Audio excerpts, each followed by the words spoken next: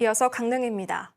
강원도청 제2청사 설치로 60년 역사의 강원도 환동해본부가 다음 달 역사 속으로 사라집니다. 동해안 해양수산인들은 기대와 우려 속에 앞으로 해양수산 정책 방향에 촉각을 곤두세우고 있습니다. 정면구 기자가 보도합니다. 강원도 환동해본부는 지난 1964년 2월 강원도 수산사무소로 시작했습니다.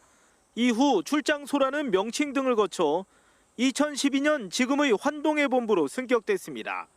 올해까지 햇수로 60년째 강원 동해안의 도단위 최상위 기관으로서 해양수산 전문 조직으로 성장했습니다.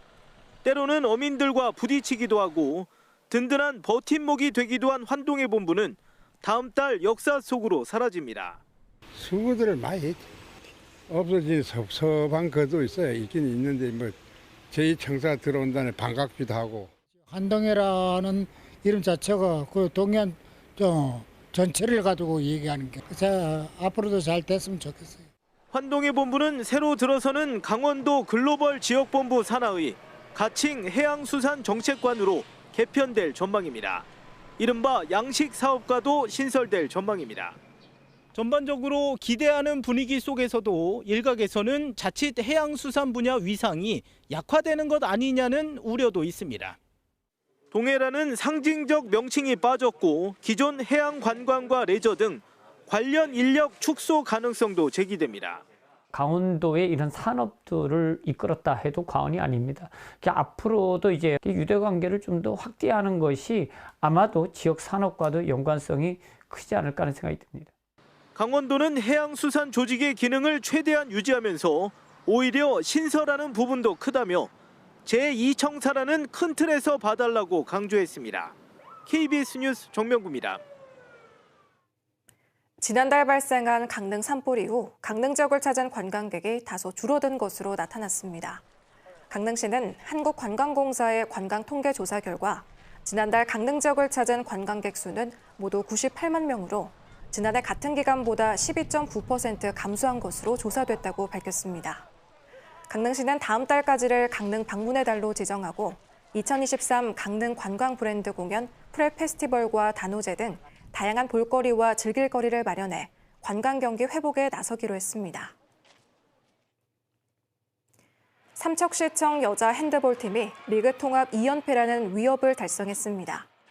삼척시청은 지난 어린이날 연휴 이어진 2022-2023 SK 핸드볼 코리아 리그 여자부 챔피언 결정전에서 1차전 30대 26, 2차전 30대 25로 2승을 챙기며 지난 시즌에 이어 2년 연속 정규 리그와 챔피언 결정전에서 모두 우승을 달성했습니다.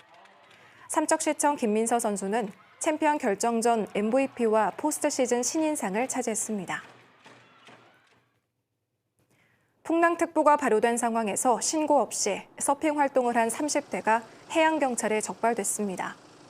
속초 해양경찰서는 풍랑주의보가 발효된 어제 오후 1시쯤 양양 기사문 해변에서 해경이나 자치단체에 신고 없이 서핑을 즐긴 경기도 고양시 39살 성모 씨를 수상레저 안전법 위반으로 적발했다고 밝혔습니다. 성 씨와 같이 기상특보가 발효된 상황에서 신고 없이 서핑을 하다 적발되는 경우 30만 원 이하의 과태료 처분을 받게 됩니다.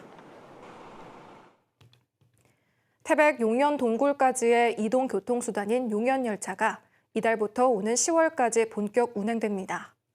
용연열차는 매표소에서 동굴 입구까지 1.2km 구간을 오가는 무궤도 열차인 트램카로 코로나19 이후 여러 이유로 3년 동안 운행이 중단됐습니다. 태백시는 안전한 열차 운행과 관람객 편의를 위해 오는 7월 성수기 이전에 용연동굴 진입로 포장과 낙석 방지 공사를 완료할 계획입니다. 지금까지 강릉이었습니다.